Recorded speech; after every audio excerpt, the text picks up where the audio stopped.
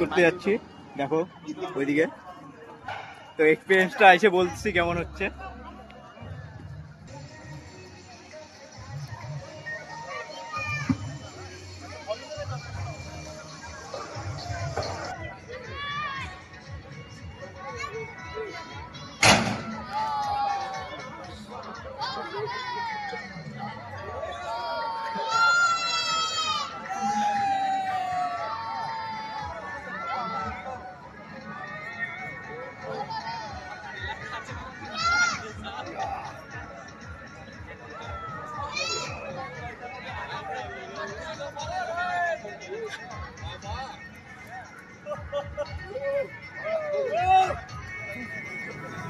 এক্সপিরিয়েন্সটা কেমন হলো?